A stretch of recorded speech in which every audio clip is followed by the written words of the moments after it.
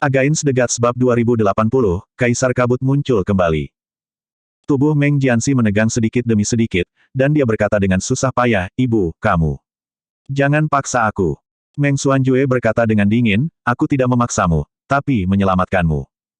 Saya merasa patah hati saat melihat Meng Jianzu meninggal, tetapi saya juga merasa nyaman. Jika dia dan Meng Jingze meninggal, tidak akan pernah ada celah yang tersisa. Awalnya saya berencana untuk tidak memberitahu Anda, tetapi keduanya gagal. Sungguh sebuah kebodohan dia membiarkan Meng Jianyuan kembali hidup. Faktanya, Meng Jianxi sudah lama curiga bahwa kematian Meng Jianyuan ada hubungannya dengan Meng Jianzu.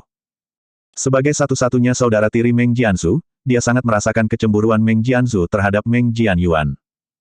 Ini juga alasan mengapa setelah dia membangunkan ketuhanannya, dan menjadi anak dewa penenun mimpi, dia menginjak-injak Meng Jianzu yang seharusnya paling dekat dengannya. Dia menginjak-injaknya hampir tanpa ampun ke dalam lumpur, dan juga menghancurkan seluruh keberanian serta ambisinya. Tetapi dia tidak pernah menyangka bahwa masalah ini sebenarnya ada hubungannya dengan ibunya. Dia sudah menjadi permaisuri dewa di kerajaan dewa, berdiri di puncak wanita di dunia. Tidak ada alasan untuk mengambil risiko besar dan melakukan sesuatu seperti ini yang akan menimbulkan konsekuensi serius jika masalah ini terungkap. Adapun Meng Jianzu, bahkan sampai kematiannya, dia tidak tahu bahwa kesuksesannya saat itu sebenarnya diam-diam dibantu oleh ibu kandungnya. Dia selalu berpikir bahwa semuanya sempurna, dan tidak ada yang mengetahuinya kecuali dia dan Meng Jingze. Pada saat itu, saya terlalu yakin bahwa status permaisuri dewa saya tidak tergoyahkan, tetapi saya hampir diancam oleh wanita jalang itu. Setelah itu, saya sangat menyadari bahwa tidak ada lawan yang boleh diremehkan, dan ancaman apapun harus disingkirkan sejak awal. Meng Xuanjue mengulurkan tangannya dengan keras dan menarik Meng Jianxi ke seberang, membuatnya menatap langsung ke matanya. Sekarang Meng Jianyuan lebih dari sekedar kuncup. Ancamannya terhadap Anda hampir mencapai wajah Anda. Ayo, bagaimana Anda bisa bersikap acuh tak acuh? Saya tidak bersikap acuh. Meng Jianxi mencoba yang terbaik untuk menenangkan pikirannya, hanya saja saat ini, kita tidak bisa dan tidak boleh menyerang Meng Jianyuan. Kapan saya ingin Anda menyerang Meng Jianyuan? Meng Xuanjue berkata dengan sungguh-sungguh, ayah dewamu menganggapnya sebagai permata, dan menyerangnya sama saja dengan menggali kubur Anda sendiri. Saat ini, yang paling harus Anda lakukan adalah mencegahnya menjadi anak dewa penenun mimpi. Setidaknya, tidak terlalu mudah dan wajar baginya untuk berbagi nama anak dewa dengan Anda. Daripada Anda bersikap sombong dan acuk tak acuh seperti ini. Dia menarik lengan Meng Jianxi, jari-jarinya perlahan menegang, dan kukunya hampir menancap di dagingnya. Ingat, di kerajaan penenun mimpi, ayah dewamu yang memiliki keputusan akhir. Bahkan jika Anda memiliki 10 kakek dan paman lagi, dia tidak bisa berkata lebih banyak daripada ayah dewamu. Hanya kamu satu-satunya yang bisa menjadi anak dewa. Posisi anak dewa harus menjadi satu-satunya milik Jianxi di mata ayahmu dan kerajaan penenun mimpi. Setelah itu, kalaupun semua kebenaran benar-benar terungkap di depan ayahmu, meski dia akan marah dan kesal, dia tidak akan pernah mengungkapkannya ke publik. Apalagi melibatkanmu, karena kamulah satu-satunya pilihan. Di masa depan, kamu akan mewarisi kekuatan dewa sejati dari ayah dewamu dan menjadi dewa penenun mimpi. Lalu, meskipun aku, sebagai seorang ibu 10 kali lebih berdosa, kamu bisa mengatakan apa saja. Tidak ada yang akan berani melawanmu. Karena, Yuan hanyalah bawahanmu. Mengerti? Meng Jianxi menutup kedua matanya, menengadah ke langit, lalu berkata dengan serius, "Saya mengerti. Saya akan mengikuti ajaran ibu. Sekecil apapun ancamannya, kita harus menggunakan seluruh kekuatan kita untuk menyingkirkannya di momen pertama." Bagus sekali. Tangan Meng Xuanjue akhirnya mengendur perlahan, seperti inilah seharusnya siarku. Sekarang, pergilah ke tempat kakekmu. Sekarang ada 6 dari 9 istana impian. Dia akan mematuhi keinginanmu, dan kita akan sejahtera dan harmonis. Sikapmu akan menentukan upacara pengangkatan dalam 7 hari. Meng Jianxi keluar dari istana permaisuri dewa dan menghela nafas panjang. Saat ini, Meng Jianze terbang dengan ekspresi cemas, "Yang mulia. Sudahkah Anda menerima beritanya? Ayah dewa sebenarnya ingin menjadikan Meng Jianyuan anak dewa kedua, dan itu akan terjadi 7 hari kemudian." "Ya, saya mengetahuinya." Meng Jianxi menjawab tanpa sadar. Meng Jianze mengamati kata-kata dan ungkapannya, dan kemudian berkata dengan getir, "Apa yang sedang dipikirkan oleh ayah dewa? Keputusannya ini tidak dapat dijelaskan. Ini memang tidak bisa dijelaskan." Meng Jianxi mengangguk setuju. Dia melihat ke depan dan berkata dalam pemikiran yang dalam, "Baru saja, Ibu Suri bertanya kepadaku tentang masalah ini. Untuk menenangkannya, aku berkata bahwa ayah dewa melakukan ini karena kegembiraan dan rasa bersalah. Dan keinginan untuk menebus kesalahan itu masuk akal. Namun faktanya, saya juga sama sekali tidak mengerti apa yang sedang dilakukan Ayah Dewa. Jika Ayah Dewa melakukan ini karena kebaikan dan kompensasi, itu sebenarnya akan merugikan Meng Jianyuan. Bagaimanapun, Meng Jianyuan telah menghilang selama bertahun-tahun, dan sekarang, dia tidak memiliki akumulasi fondasi di kerajaan dewa ini, apalagi dukungan dari rakyat. Setelah baru saja kembali, dia mendorongnya langsung ke posisi anak dewa dengan begitu tiba-tiba. Dibandingkan dengan rasa hormat yang dangkal, tidak diragukan lagi ada lebih banyak keraguan, pandangan dingin, kebingungan, dan kegelisahan. Jika dia mengangkat Meng Jianyuan langsung ke posisi anak dewa seperti ini, dia hanya akan merasa seperti sedang dipanggang di atas api arang. Ayah dewa adalah orang yang sangat cerdik sehingga dia tidak akan gagal untuk memahami hal ini. Meng Jianxi berbicara perlahan, tetapi masih tidak dapat memahaminya. Bahkan jika dia 10 kali lebih pintar dan memiliki 10 kepala lebih banyak, dia tidak akan pernah mengira bahwa, pendukung Yun Ce bukan hanya Meng Kongqan, tetapi masih ada satu, yaitu kerajaan Dewa Zetian. Meskipun tindakan Meng Kongqan tidak disukai dan disetujui oleh Hua Fusen, hal itu juga akan memberikan identitas dan sikap kepada Yun Ce terhadap Hua Fusen. Apapun alasannya, Ayah Dewa sama sekali tidak mempertimbangkan perasaan yang mulia. Meng Jianze merendahkan suaranya, apa yang ada dalam pikiran yang mulia tentang upacara tersebut. Meng Jianxi berhenti dan perlahan mengucapkan dua kata, membuatnya dipermalukan. Meng Jianze juga berhenti, dan menatapnya dengan mata terbakar. Meskipun aku tidak bisa membunuhnya, namun aku bisa mempermalukannya. 7 hari dari sekarang, pada hari dia diangkat menjadi anak dewa, itu akan menjadi hari paling memalukan yang tidak akan pernah dia lupakan. Nama, anak dewanya, tidak hanya tidak akan pernah mulia, tapi akan menjadi nama tingkat rendah di mata semua orang. Kamu akan melihatnya nanti. Saya mengerti. Meng Jianze mengangguk perlahan, matanya bersinar karena kegembiraan. Saya tidak dapat mengambil tindakan dalam masalah ini, dan saya bahkan harus membelanya selama seluruh proses. Alis Meng Jianxi perlahan tenggelam, Anda tahu apa yang harus dilakukan. Kerajaan Dewa Zetian. Hua Qingying terjatuh dari Bahtera Suan, tetapi Hua Fusen telah berdiri di sana untuk waktu yang lama, seolah menunggunya kembali dengan ekspresi yang sangat halus. Di mana Cai Li? Hua Qingying bertanya, mengapa saya tidak dapat merasakan auranya? Dia memasuki formasi pemecah langit 7 bintang. Hua Fusen berkata jujur. Apa? Alis bulan sabit Hua Qingying tiba-tiba tenggelam. Dia tahu kamu pasti akan menghentikannya, jadi dia masuk sebelum kamu kembali.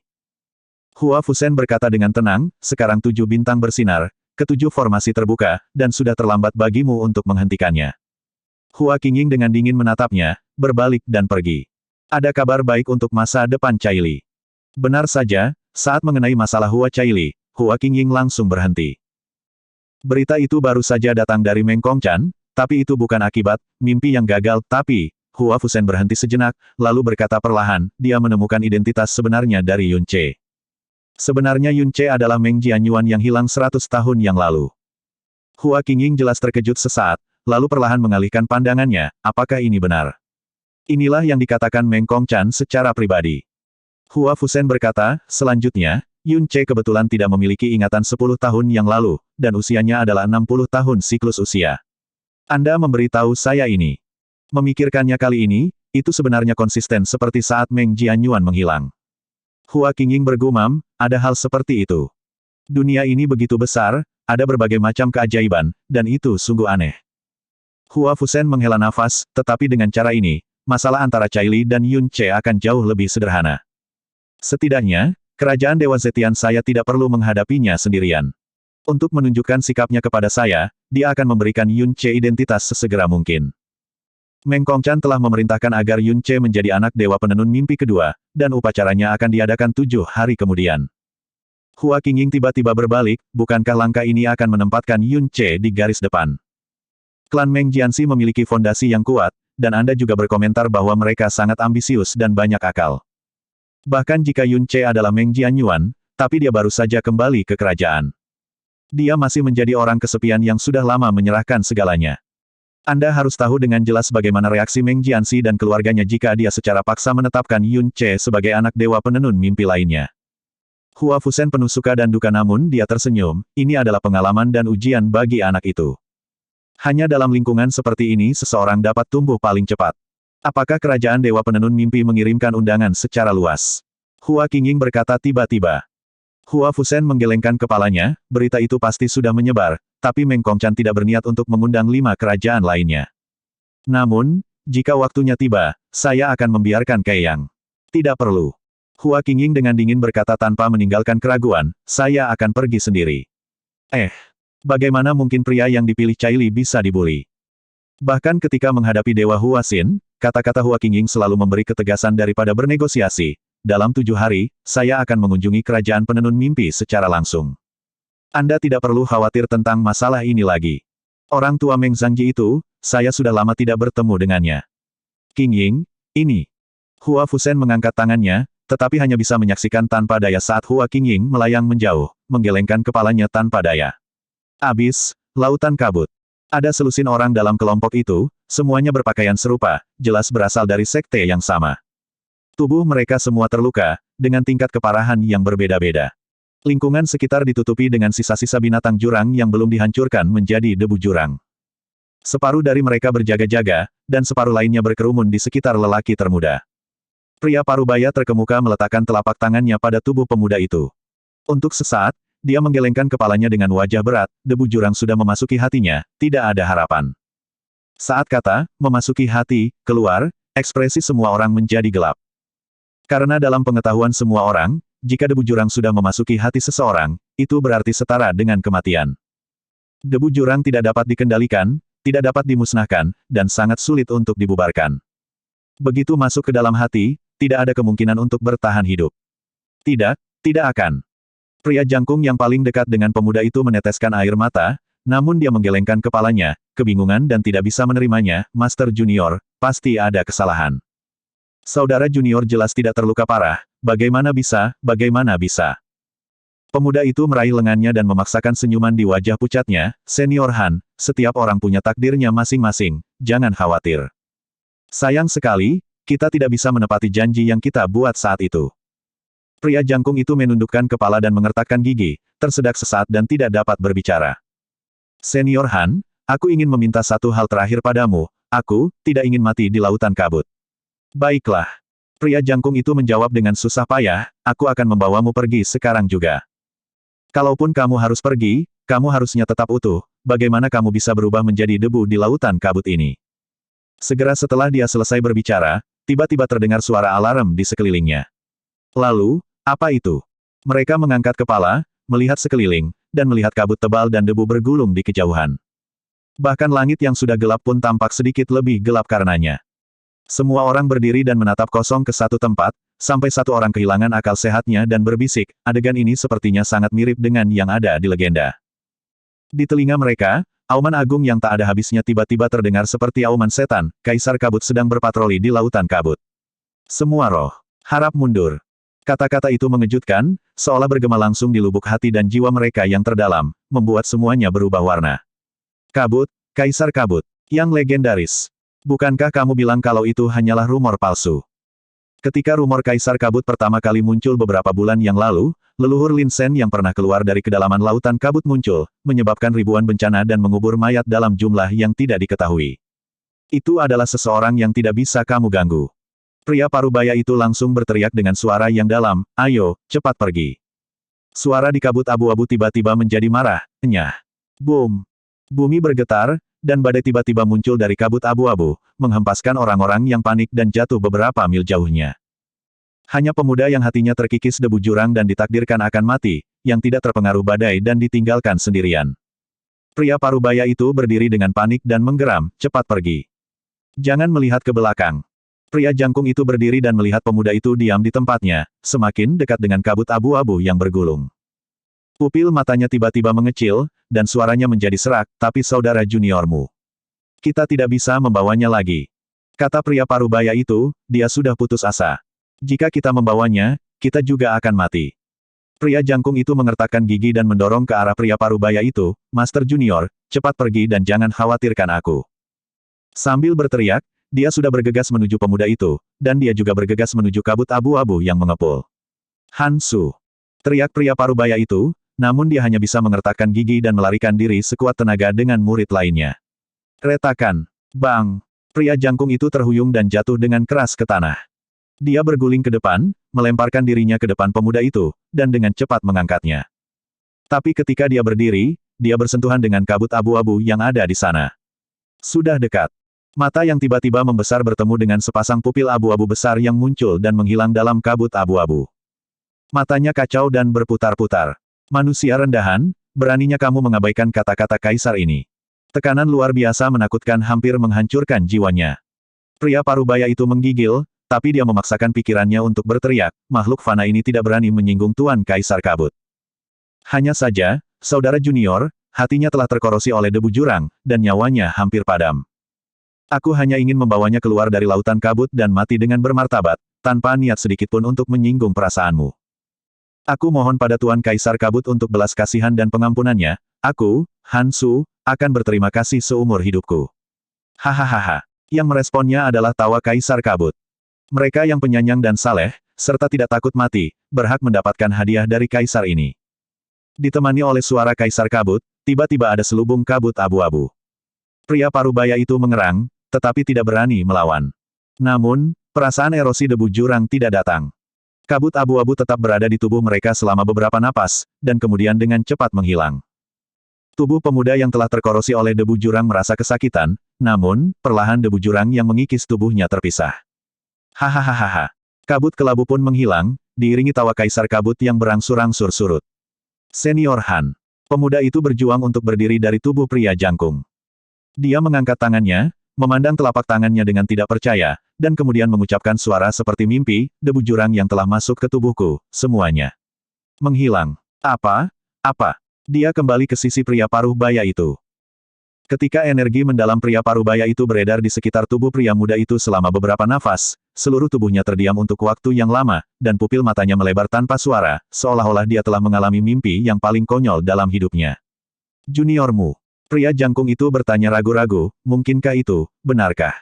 Ini tidak mungkin, ini tidak mungkin.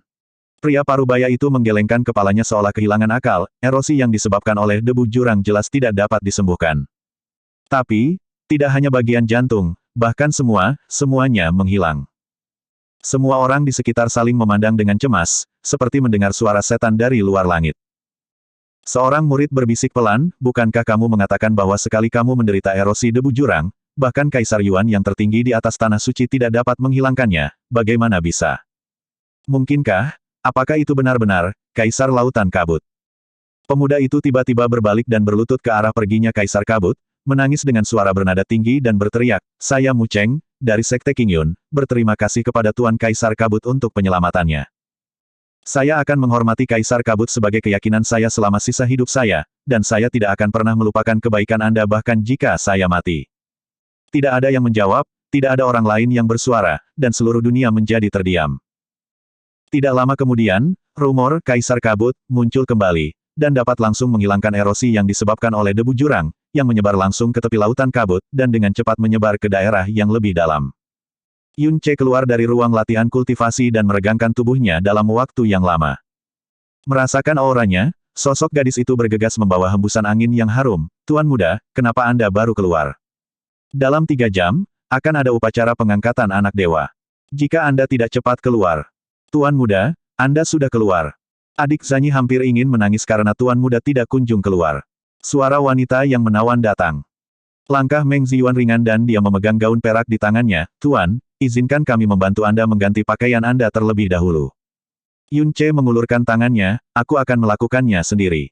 Tidak.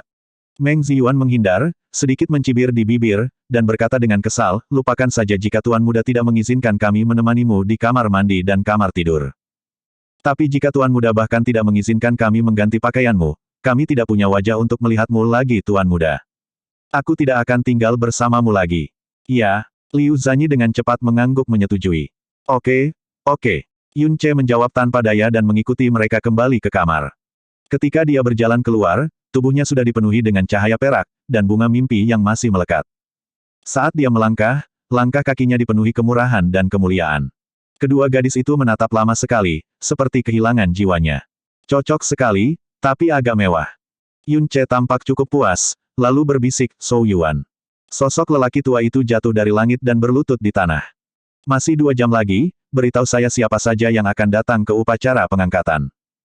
Yun Che terlihat sangat santai, seolah-olah dia hanya menanyakan pertanyaan sederhana dan tidak menganggapnya terlalu serius.